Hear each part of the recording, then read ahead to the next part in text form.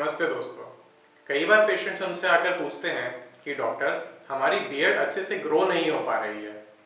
कुछ लोगों की बियर्ड कुछ पैचेस में अच्छे से ग्रो नहीं हो पाती है, कुछ लोगों की बियर्ड की डेंसिटी सही नहीं होती और कुछ लोग कहते हैं कि उनके चीक्स के एरिया पर बियर्ड अच्छे से नहीं आ पा रही है। तो आज हम इस वीडियो में डिस्कस करेंगे कि बियर्ड की ग्रोथ कम होने के क्या क्या कारण होते हैं और इसके लिए आप क्या क्या ट्रीटमेंट्स ले सकते हैं।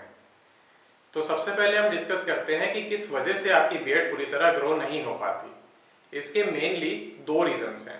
Number 1 genetics and number 2 hormonal. यदि आपकी बॉडी में मेल हार्मोन यानी कि टेस्टोस्टेरॉन और उसके मेटाबोलाइट डाइहाइड्रोटेस्टोस्टेरॉन की कमी है तो उस वजह से आपकी बियर्ड की ग्रोथ भी कम हो सकती है।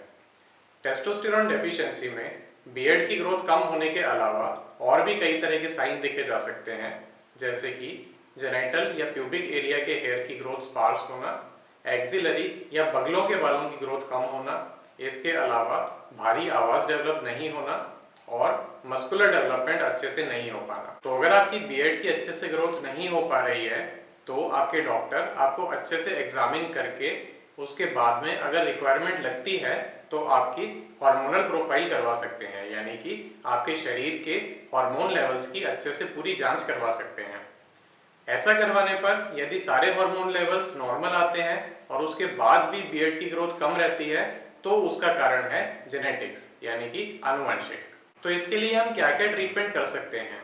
यदि हार्मोनल डेफिशिएंसी की वजह से आपकी बियर्ड की ग्रोथ नहीं हो पा रही है तो आप अपने डॉक्टर की गाइडेंस में इंजेक्शन से हार्मोनल सप्लीमेंट्स ले सकते हैं, जिससे कि आपके हार्मोन लेवल नॉर्मल लिमिट्स में वापस आ जाए।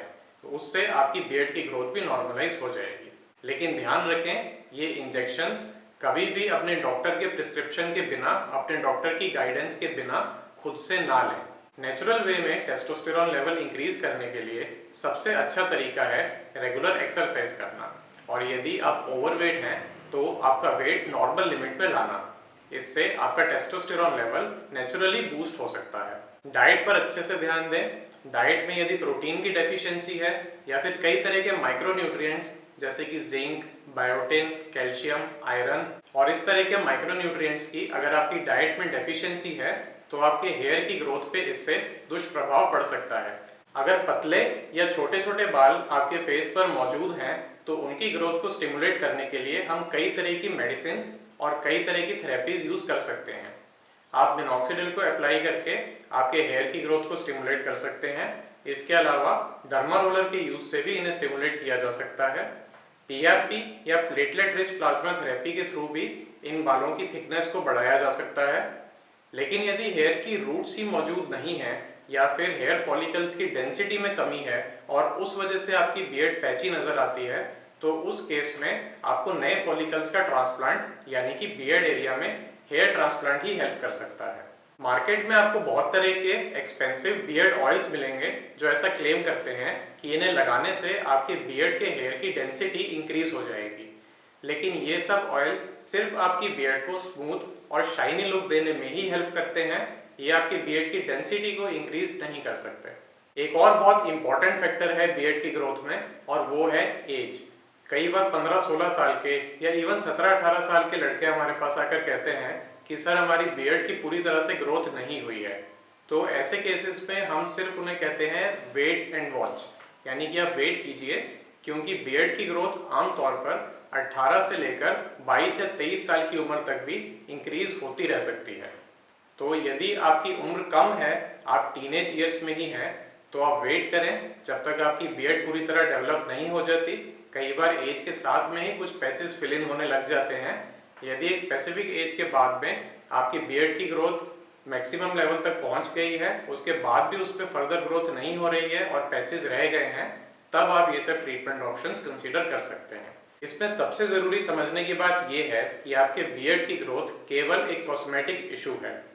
आजकल बहुत सारे सेलिब्रिटीज़ हैवी बियर्ड रखना प्रेफर करते हैं, जिस वजह से कई लोग अपनी दाढ़ी को उन्हीं की तरह बनाना चाहते हैं और इस वजह से ये ट्रेंड काफ़ी ज़्यादा चल गया है कि बियर्ड की ग्रोथ पूरी तरह से हैवी और डेंस होनी चाहिए।